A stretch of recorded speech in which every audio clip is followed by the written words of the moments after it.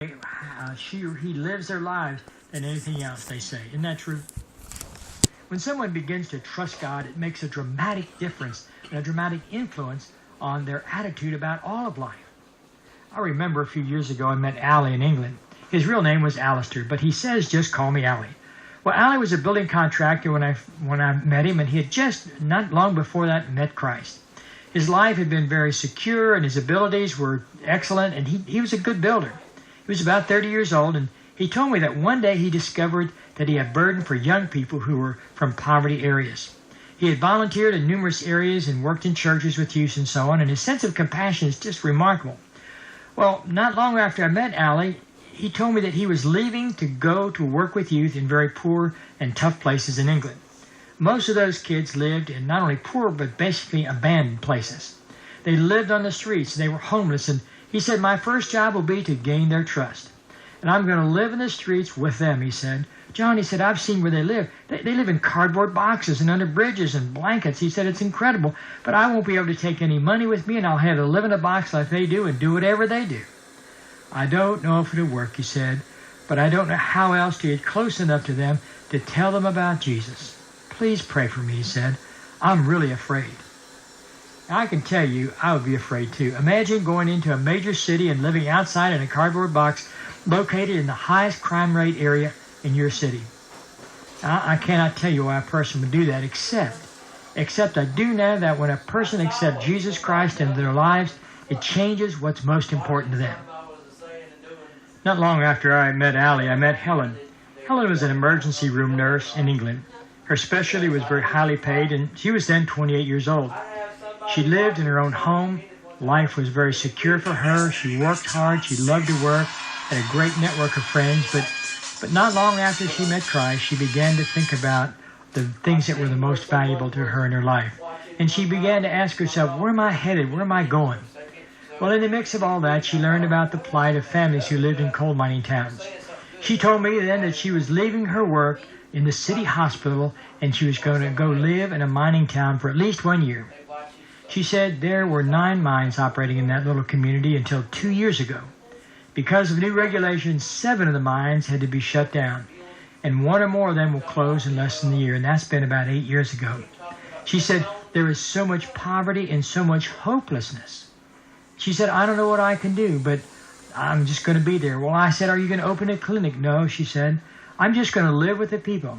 I'll work for free. I'll go to their churches. I'll do whatever they want me to do.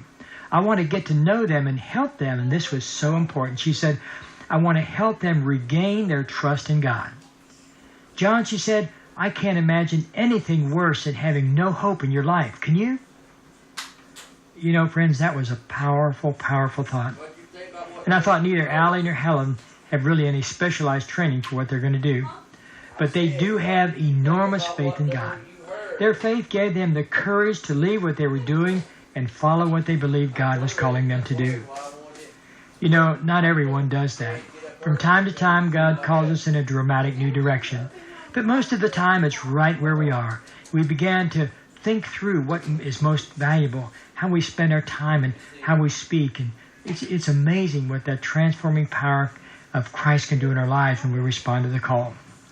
And you know, Matthew left all of his life security.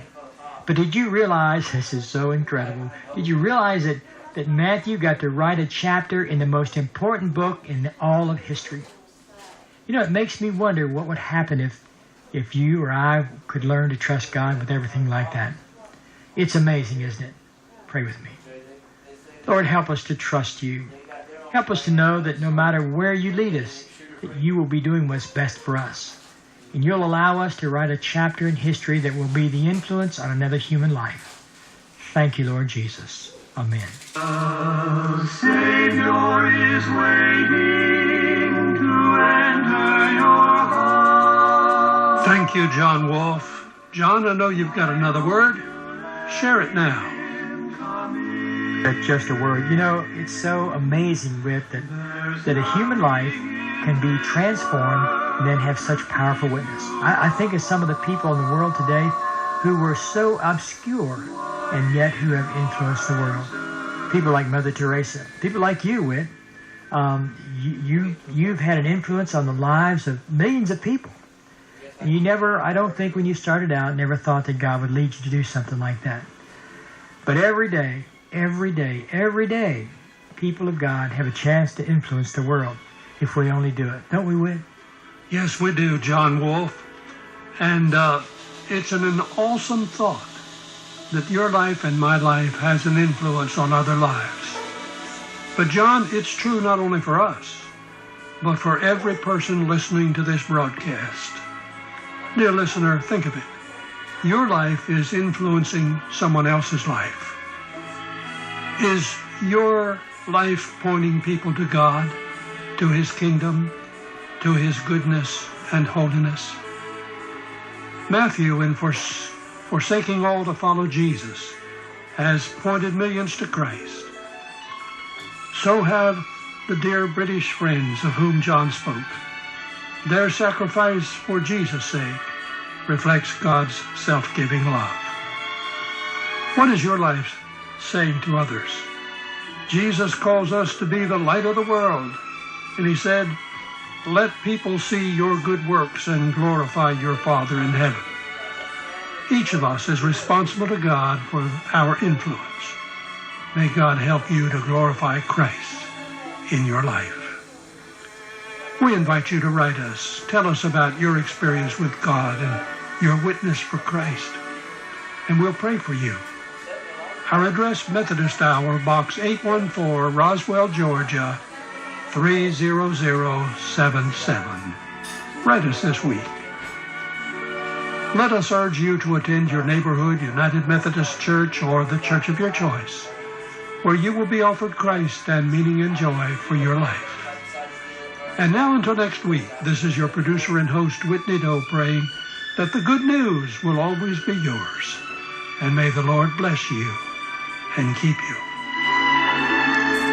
You have been listening to